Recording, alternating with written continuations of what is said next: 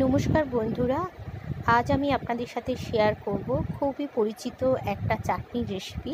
এটা কম বেশি আমরা সবাই কিন্তু পছন্দ করি। তো এই রেসিপিটা অনেকে অনেক রকমভাবে বানায়, তো আমি কিভাবে বানাই সেটাই আপনাদের সাথে শেয়ার করব। চালতা চাটনি। তো চলুন রেসিপিটা দেখে নেওয়া যাক। সবার প্রথমে যেটা করব, একটা প্রেশার কুকারের মধ্যে কিন্তু একটা বড় সাইজের চালতা আমি 2 থেকে 3টে সিটি দিয়ে জলটা কিন্তু ছড়িয়ে একদম রেখে দিয়েছি। আর আমার লাগবে 5 ফোড়ন, তার সাথে আছে পরিমাণ মতো চিনি, একটা তেজপাতা, শুকনো লঙ্কা। তো চলুন রেসিপিটা শুরু করা যাক। এখানে আমি একটা কড়া বসিয়ে দিয়েছি, আর খুবই ঘরোয়া পদ্ধতিতে আমি কিন্তু এই চালতার চাটনিটা রেসিপিটা আপনাদের সাথে শেয়ার করছি। তো 2 টিস্পুন মতো তেল আমি দিয়েছি, একটা তেজপাতা, শুকনো লঙ্কা দিয়ে দিলাম 1 টিস্পুন মতো 5 ফোড়ন। এটা কিন্তু সম্পূর্ণ আমি সর্ষের তেলেই বানাবো, আর খুব বেশি ইনগ্রেডিয়েন্টসের প্রয়োজন এখানে কিন্তু হয় না। আর একদমই ঘরোয়া পদ্ধতিতে আমি কিন্তু এই রেসিপিটা আপনাদের সাথে শেয়ার করছি। একটু নাড়াচাড়া করার পর আমি আগে থেকে সিদ্ধ করে রাখা চালতাটা কিন্তু অ্যাড করে দিলাম। আবারও কিন্তু 2-3 মিনিট মতো আমি এটা নেড়ে নেব।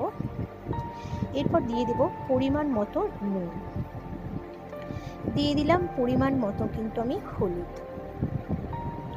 এখানে কিন্তু আমি একটা গোটা চালতা নিয়েছি, চাইলে কিন্তু হাফ চালতা দিয়েও এই রেসিপিটা বানানো যায়। এরপর একটু নাড়াচাড়া করার পর ওপর থেকে দিয়ে দিলাম কিন্তু আমি পরিমাণ মতো জল। খুব বেশি জল আমি দেব না, তার কারণ চালতাটা আমার সিদ্ধ করাই আছে। একটু ঢাকা চাপা দিয়ে দেব। 3 থেকে 4 মিনিট আমি কিন্তু এটা আরও হতে দেব। 4 মিনিট পর আমি ঢাকাটা খুলে নিলাম। এরপর আবারও একটু কিন্তু আমি এটা মিক্স করে দিলাম। সম্পূর্ণ চালতাটা সিদ্ধ করা মশলার গন্ধগুলো কিন্তু পুরো চালতার মধ্যে চলে এসেছে। এরপর উপর থেকে দিয়ে দিলাম পরিমাণ মতো চিনি।